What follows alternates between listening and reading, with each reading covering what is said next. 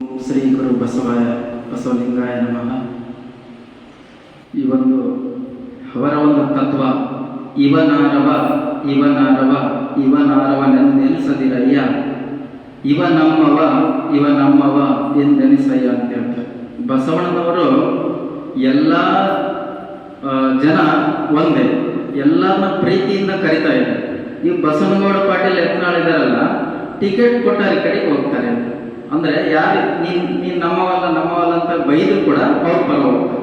ಇಂಥ ಬಸವಣ್ಣನವರ ಒಂದು ಅವಹೇಳನಕಾರಿ ಮಾತನಾಡಿದ್ರಂದ್ರೆ ನನಗೆ ತಿಳಿದ ಮಟ್ಟಿಗೆ ಮಾತನಾಡಬಾರ್ದು. ಅವರು ಬಸವಣ್ಣನವರ ಬಗ್ಗೆ ವಿಚಾರಗಳು ಗೊತ್ತಿಲ್ಲ ಅನ್ನಿಸ್ತದೆ. ಗೊತ್ತಿಲ್ಲ ಅಂತ ಇಂಥ ಅವಹೇಳನ ಮಾತುಗಳು ಬರ್ತವೆ. ಈ ಒಂದು ಅಂಥ ಒಂದು ಸಂಸದರು MLA ಆಗಿರೋದ್ರಿಂದ ಅವ್ರು ಇಂಥ ಮಾತುಗಳು ಮಾತನಾಡಬಾರ್ದು. ಯಾಕಂದ್ರೆ ಇಡೀ ಮಾದರಿ ಆಗ್ತದೆ. ಎಲ್ಲ ಮೂಲೆಯಲ್ಲಿ ಹೋದ್ರು ಕೂಡ ಇವತ್ತು ಸಣ್ಣ ಮಕ್ಕಳು 5th ಸ್ಟ್ಯಾಂಡರ್ಡ್ ಇಂದ ಹಿಡಿದು ಎಲ್ಲ ಒಂದು ಶಾಲೆ ಕಾಲೇಜ್ಗಳಿಗೆ ಹೋದ್ರೆ ಇನ್ನೂ ಬಸವಣ್ಣನವರು ಅವ್ರು ಯಾರಂತ ಹೇಳಿದ್ರೆ ಫಸ್ಟ್ ಹೇಳ್ತಾರೆ. ಅವರು ಸಮಾಜದ ಒಂದು ಕಾಳಜಿಗೆ 12ನೇ ಶತಮಾನದಲ್ಲಿ ಹೇಳಿರ್ತಕ್ಕಂಥ ಸಮಾನತೆ ಹರಿಕಾರ ಇವತ್ತು ವಿಶ್ವಗುರು ಸಾಂಸ್ಕೃತಿಕ ನಾಯಕ ಅಂತ ಮಾಡಿದ್ದಾರೆ.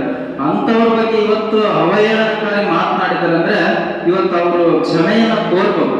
ಇಲ್ಲ ಅಂತಂದ್ರೆ ಆ ಸ್ಥಾನದಿಂದ ಅವ್ರನ್ನ ಬಿಡುಗೊಳಿಸ್ಬೇಕು ಅಂತ ನನಗೆ ಅನ್ಸುತ್ತೆ. ಯಾಕಂದ್ರೆ ಇದು ನಾವು ಅಲ್ಲಿ ಕುಂತಾಗ ಏನು ಮಾತಾಡ್ತೀವಿ ಅಂತಕ್ಕಂಥದ್ದು ಎಚ್ಚರ ಇರಬೇಕು. ಸಮಾಜದಲ್ಲಿ ನಾವು ಎಲ್ಲರೂ ನಿಂತಿರ್ತಾರೆ, ಎಲ್ಲರೂ ಕೇಳ್ತಿರ್ತಾರೆ.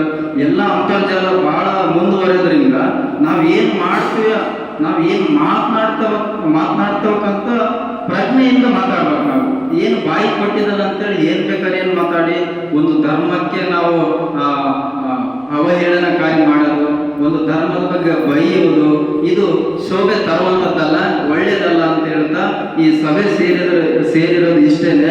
ಇವತ್ತು ಚಿಕ್ಕ ಮಟ್ಟದಲ್ಲದೆ ಇನ್ನೂ ಉಗ್ರವಾಗಿ ದೊಡ್ಡ ಒಂದು ಹೋರಾಟಗಳನ್ನು ಮಾಡ್ತಾರೆ ಅಂತೇಳಿ ಈ ಕ್ಷಮೆಯನ್ನ ಕೇಳ್ಬೇಕು. ಅವರು ಸಮಾಜದ ಜನರ ಮುಂದೆ ಕೇಳ್ಬೇಕಂತೇಳಿ ಈ ಸಂದರ್ಭದಲ್ಲಿ ಹೇಳ್ತಾ ನಾನು ಮುಗಿಸ್ತಾ ಇದ್ದೀನಿ.